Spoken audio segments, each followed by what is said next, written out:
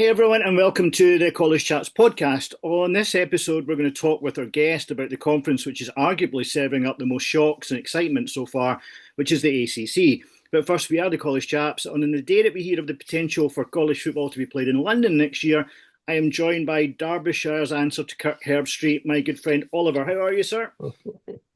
I'm, I'm doing well, man. That's again one of the better introductions that I've had this year. I love it. It's Thursday night of week 4. We've got Rice against Charlotte. I don't know when this podcast is going out, but I'm excited for it all.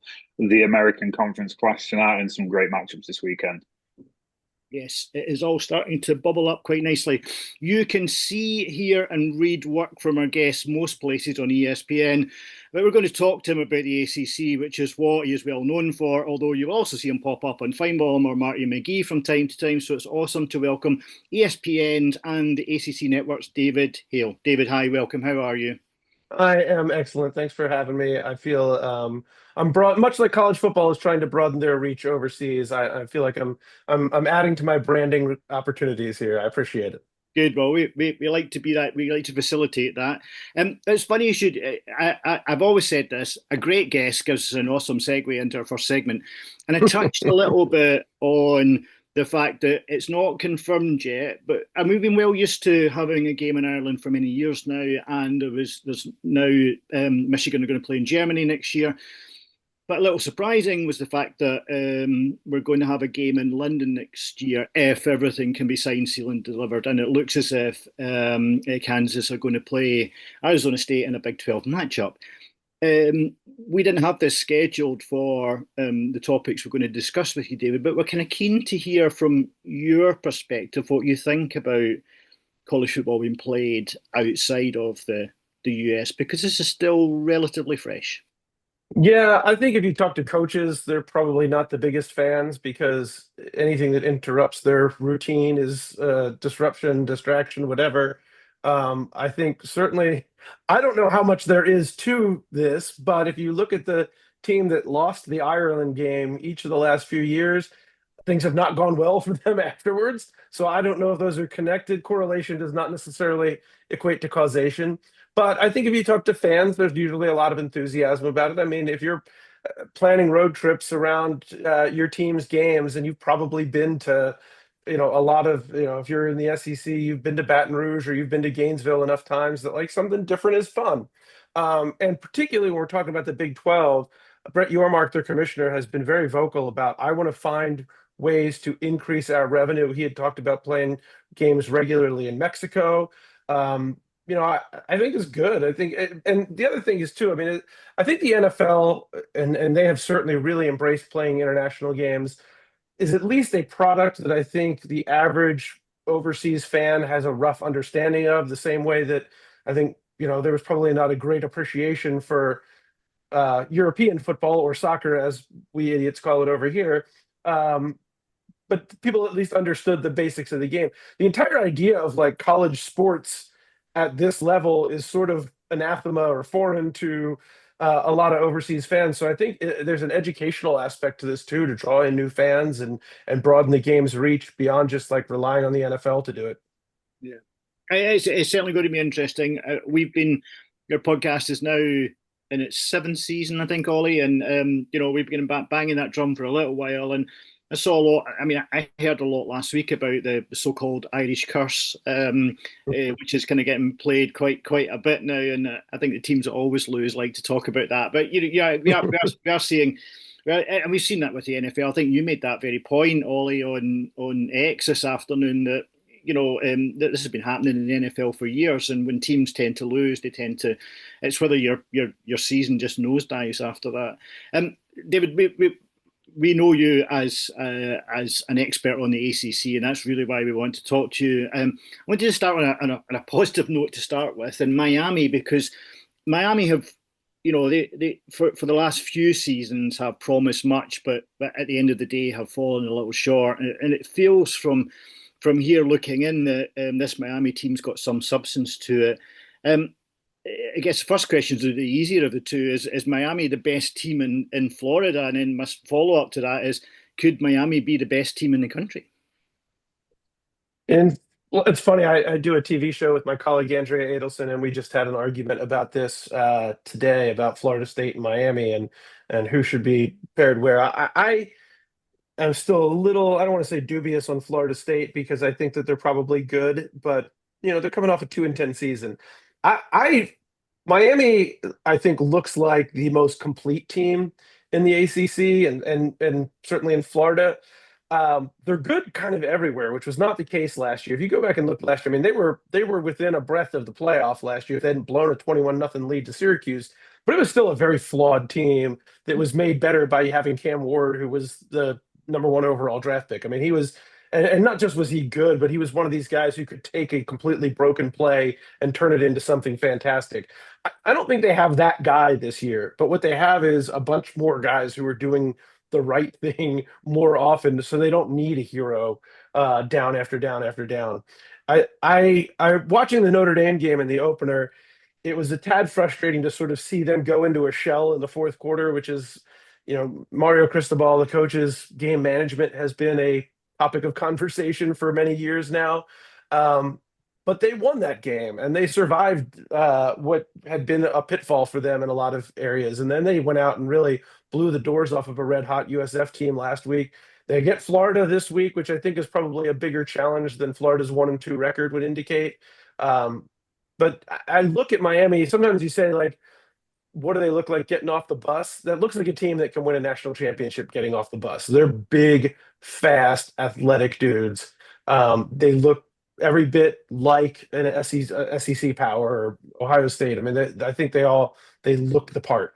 Whether or not that happens, obviously, there's tons of luck that comes into it. And again, the criticism of Mario Cristobal's game management is not ill placed. There has been issues. And College Game Day is going to be in Coral Gables this Saturday for that Miami Florida game. And you touched on Mario Cristobal there and some interesting game management decisions that he has made in some big games as well. Can the Canes handle the pressure that comes with the elevated expectation and then obviously the national spotlight and international spotlights? College Game Day is available now over in the UK for free every Saturday. There's pressure from all angles. Can the Canes handle that? I do think that there is something to be said about learning to win and learning to handle expectations and learning how to not just be in the conversation, but control the conversation. This is where I think what happened last year can be an asset to them because they, again, I mean, don't blow a 21-point lead to Syracuse and you're in the playoff last year. There are enough guys that carry over from last year's team that know that frustration all too well, that I think they are better equipped to have the right perspective on what the hype around this season means because it's still very fresh in their minds how last season ended. It certainly doesn't guarantee anything, and if there's probably any team in America that we have said, like, yep, now it's all finally coming together, only for them to trip over their own shoelaces, it's Miami. They have a habit of doing this. But it does really feel like Mario Cristobal has been building the talent, but also building the sort of ethos to get to this point where it's a team that's ready for that stage. When you get to that stage, there's usually a handful of other teams who have already been there for a little while and are not apt to give it up. I think that's where the bigger challenge is. I do think mentally they are focused on the right things though right now. Let's talk about a team that has been there and done that and got the t-shirt because the Clemson Tigers, we've seen Dabo Swinney have quite a rant this week after the start of the season that they've had lots of fans making lots of noise. There's a lot of preseason hype about Clemson coming in. Why do you think that? I've got multiple questions about Clemson. Don't worry about that. But yeah, so do we all. For a starter for 10, why do you think Clemson has not quite lived up to that preseason hype thus far this season? I was not as much of a buyer on Clemson as I think a lot of people were. I think if you go back and look at last year, I mean, they were a handful of very, I don't want to say lucky plays, but very sort of unique plays away from having lost like 5 of their last 6. Like this was not a team that was dominating all comers down the stretch last year. So I went into the year like let's pump the brakes a little bit. But they were a good team. And the other thing that was very true of Clemson is that we knew these guys, like we knew the roster, which in this era of college football is sort of a rarity because there's so many more transfers and moving parts. Like everybody on Clemson that was a key player for the most part, like, oh, I know that guy, so I know what to expect. The weird thing is that the one guy that we really sort of should have felt like we knew what to expect from is Cade Klubnik, their quarterback, and he's been bad. I mean, it's not just like hasn't lived up or hasn't taken the next step. Like he's regressed from where we saw him at the end of last year. He looks very uncomfortable in the pocket. He's making rush decisions. He's missing wide open receivers and throwing to guys who are covered. Um, it is it is perplexing because he's a really smart dude. He's obviously got multiple years of experience under his belt, so this isn't like new for him.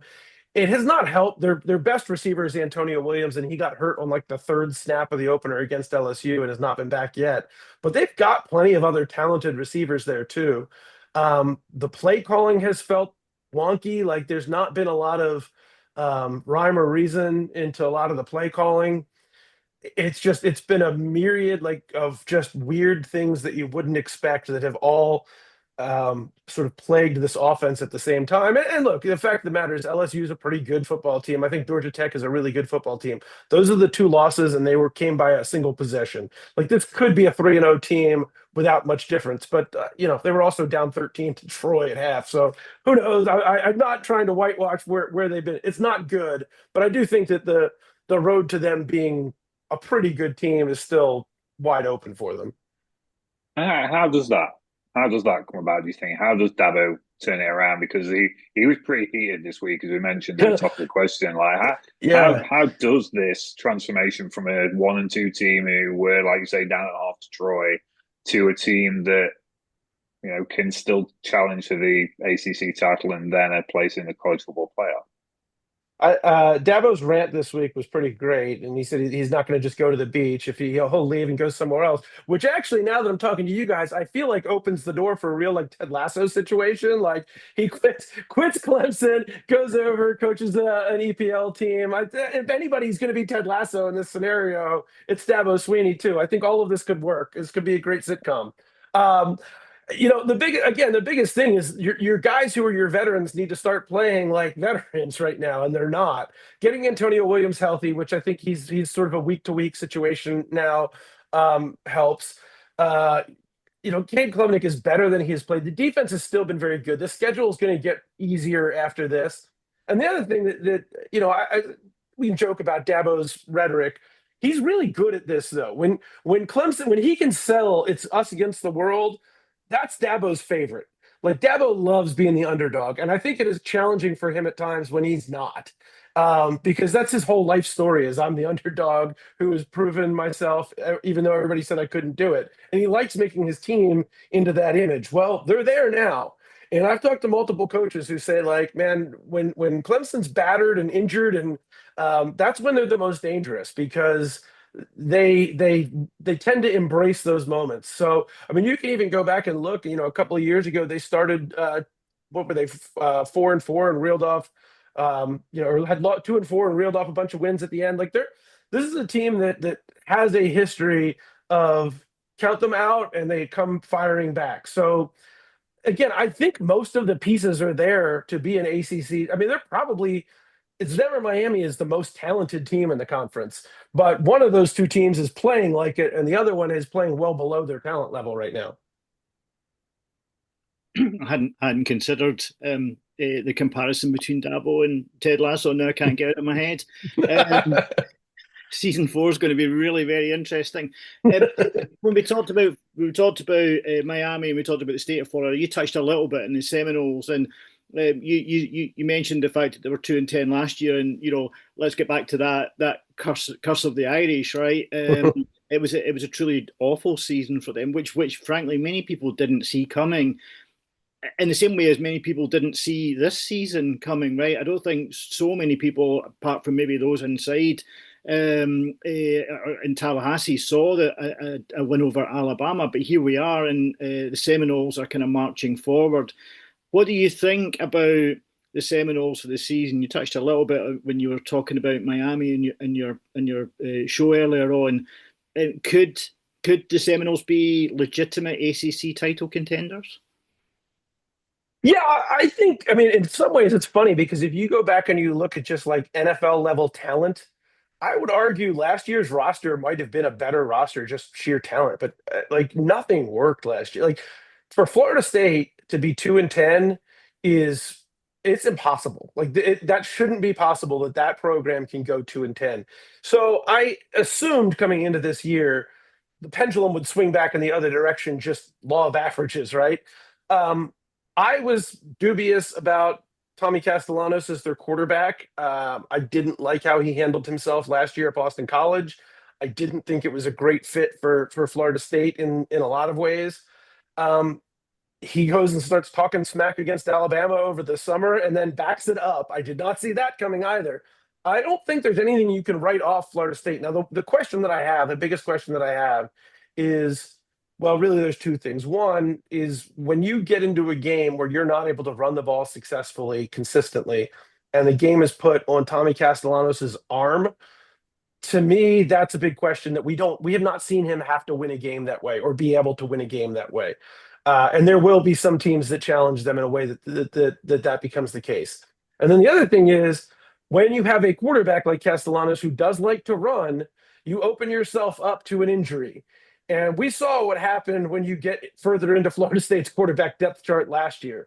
So a lot just depends on keeping their quarterback healthy and keeping really everybody healthy, but quarterback in particular. But also I look, there's going to be a time where this sounds ridiculous to say it's not going to be as easy as it looked against Alabama. It's going to be hard against somebody else. And then what does it look like? But one thing that I feel like is absolutely clear at this point for Florida State is ain't last year's team. The mentality, the makeup, the approach, the drive, the willpower, that is there in a way that it just wasn't last year. I mean, that team got punched in the mouth and rolled over. This team is not going to be that.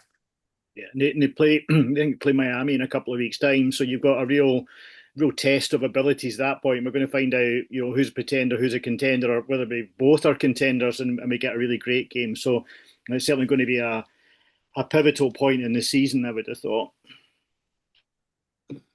Yeah, it's funny too because the old ACC commissioner John Swafford used to like the way they had set up divisions when they initially did this way back when was like we're going to have Miami and Florida State playing for an ACC title every year. It's going to be great, and it never happens. So maybe finally this will be the year that it all kind of comes together.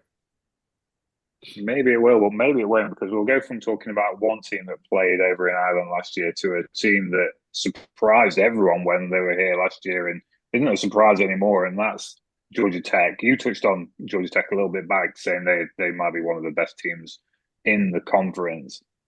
How good is the job, the two-part question, how good is the job that Frank Key has done with the Georgia Tech Yellowjackets? And similar to the question about is Miami the team to beat, is Georgia Tech actually the team to beat in the ACC this year? Yeah, the difference between Miami and Georgia Tech, and Brent Key would be the first to tell you, is like Georgia Tech's not the more talented team. Like that's not Georgia Tech's MO for winning games, is they are the team that wants to get down in the muck with you. They want to drag you down to their level because if it turns into a street fight, there's not a team that's better prepared for that than Georgia Tech. And to your point, that comes back to Brent Key. It's who he is. He is blue collar. Like I will love the first day coaches. Like we're going to be a white collar team. Like we want to be just starch ties and all. Like no, every team says they want to be blue collar, but Georgia Tech truly is like physical, beat you into submission type of physical team. They're going to be smarter and they're going to play physical, and that's their secret weapon. And then they've got guys up and down that roster who exemplify that, starting with their quarterback and Haynes King, who I always joke he's sort of like if you're a Monty Python fan, he's like the Black Knight. Like he's down like 3 limbs and he's still like, no, I'm going to beat the hell out of you. Like every game, like Brent Key, I think had a quote last week that it's like be careful when you see him look injured, because that's when he's going to hurt you the most. It's almost like until he's gotten his bell rung a few times, he's not really ready to play. But they've got a ton of guys like that. There was a great image of Keelan Rutledge, their right guard, coming off the field with just blood pouring down his face in that game. I guarantee you he freaking loved that. Like, that dude is a lunatic. And they just got so many lunatics, and I mean, that is a compliment. So look, they're definitely not out talenting Clemson, Florida State, Miami. But as we saw, they beat Clemson not because they were the more talented team, but because they were the team that had a philosophy and identity, and they executed it again and again and again. Whereas Clemson looks like a team that's just sort of lost in the wilderness trying to figure out who they are. Certainly last year, and again, I think it's been the same this year. We saw what we like to call just complete chaos in college football, with teams winning where we didn't expect them to win, and this kind of concept of parity across the conferences starting to play out. The big teams not necessarily dominating. We've talked about, I think, 4 or 5 teams in the ACC. That's an assumption that Clemson can turn this around, but 4 or 5 teams that perhaps could be challenging for the ACC title come the end of the year. Given the way that this is going to play out, could you see more than a couple of ACC teams making it into the college football playoff, David? Yeah, I mean, the goal for the ACC should be 2, because I think they're better than the Big 12, and frankly, I'm not sure the Big 10 is as deep this year. I think Oregon's really good, Ohio State's really good, Penn State hasn't played anybody yet, but I think they're probably really good. After that, I'm not, like Duke is 1 and 2 right now. They played, if they hadn't completely beaten themselves, they would have probably beaten Illinois, and Illinois is a highly ranked Big Ten team. So I think the ACC should be looking at it as, why not try to get 3? Is there a way to do that? But there's 2 issues. Is one, over the course of it, like, it's easy to make that statement today, and then over the course of a full season, after everybody's playing conference games, like, as the old saying, everybody's 500 and every conference is 500 in conference play, so somebody's got to lose those games. So the math gets harder. And the bottom of the league has been pretty bad. And so how does that adjust the narratives? But those teams that we meant, Georgia Tech, Florida State, Clemson, and Miami, are all going to be in the conversation. NC State's 3-0. They've got a big game this week against Duke. Like, that's a team, like, if you watch like 3 halves of NC State football, you'd say they were awful. If you watch the other 3 halves, you'd say, like, oh, that's a really good football team. Cal's 3-0 and playing good football. We have not seen Louisville challenged at all yet. They're only played 2 games, both easy wins for them. They've got Bowling Green this week, which will be a little more of a challenge, but not a big one. I still think that they're in that conversation. There's sort of this big glob in the middle of the ACC that I think another contender will rise out of that mix. It's just sort of hard to say who it's going to be yet. You mentioned the bottom of the league being bad, and Virginia Tech parted ways with Brent Pry this week. I think everybody saw it coming. Lots of names being bandied around early on. Obviously, names with real deep ties to the program, like Shane Beamer and Michael Vick. How realistic do you think, David, those guys, particularly those 2, but others kind of legacy hires being linked with the program, how realistic are those? Well, if you said, like, you can have either Vic and Beamer or the field, I'd probably take the field in a bet. Like, I think the odds are probably higher for someone that's not either of those 2 guys. But I think I can sort of tell you the future of Virginia Tech if you said they hired one of the 2 of them. Because if they hire Shane Beamer, it means to me that they have come to Shane with money they're willing to spend and a plan for an aligned vision for what they want the future to look like. And that's what will lure Shane Beamer back to Blacksburg. If you tell me they hired Michael Vick, that tells me they're throwing a Band-Aid on a bullet wound, and they have no interest about being serious about football for the future. They're just trying to get a guy in who's going to sell some tickets and maybe get a few recruits excited and try to do their version of Deion Sanders that will not work. And I'm not trying to knock Michael Vick. He's been a head coach for 3 games already, like not even at the FBS level. So to me, Virginia Tech has had way too many cultural problems within the university, the board of visitors, their administration. I mean, if you go back to 2012, that's Frank Beamer, Justin Fuente, and Brent Pry, and they've been stuck in the same more or less misery for the bulk of that time. So it's hard for me to point to one coach and be like, "Oh, you were the problem." No, the problem is I think they've lived in the past for too long, and we saw this happen at Florida State for a while. Miami, I think, was going through it for a long time too. Nebraska is another program that has sort of had this like, well, we won all these games back in the day with Tom Osborne and Bobby Bowden. Why can't we do it that way now? Well, because the world has changed. College football has changed. It doesn't work that way anymore. And Virginia Tech is in that. It's like, hey, I think this group with inside the program that's like, hey, Frank Beamer didn't need all of these things to win. Well, no, he didn't. But also the last 5 years of Frank Beamer were not great either because the world had changed. So to me, it's whoever they hire. It's not just can we get the right coach. They have got to shift the focus of what the athletics department there is completely. And, I don't know whether their current AD Whit Babcock will be a part of those conversations or not.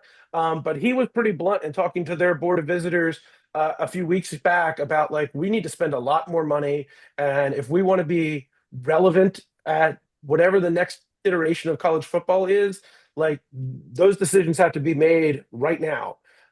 He's not wrong about that. They cannot afford for this to be an ongoing train wreck for more years. They've got to get this next decision has to be right, and I don't think that decision is just who the coach is.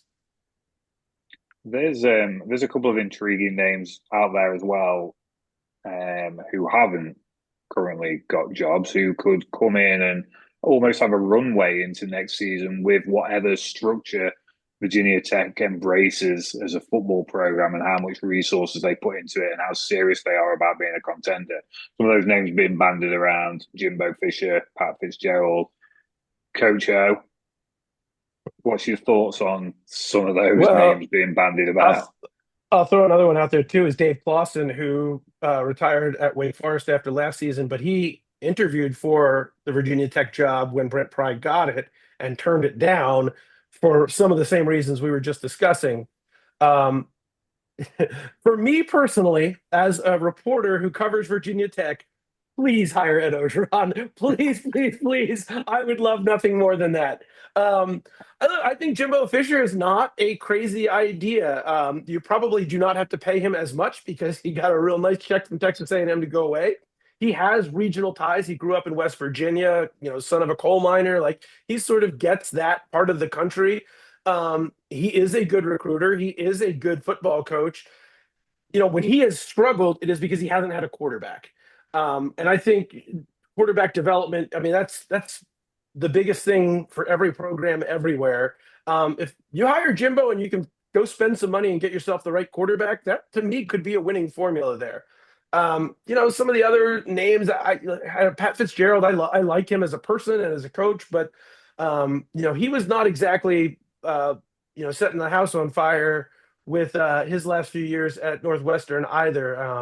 And again, like I think you can hire a name, and some of those names might be better than others, but I'm not sure that is. I hope that they're not looking at it as if we just go hire the biggest name, then that fixes a lot of problems. It can create the image of fixing a problem without actually having fixed anything underneath. Just very quickly, David, because we've run over as we always do. But I'm just intrigued. It's been awesome to talk to you and hear what you've got to say.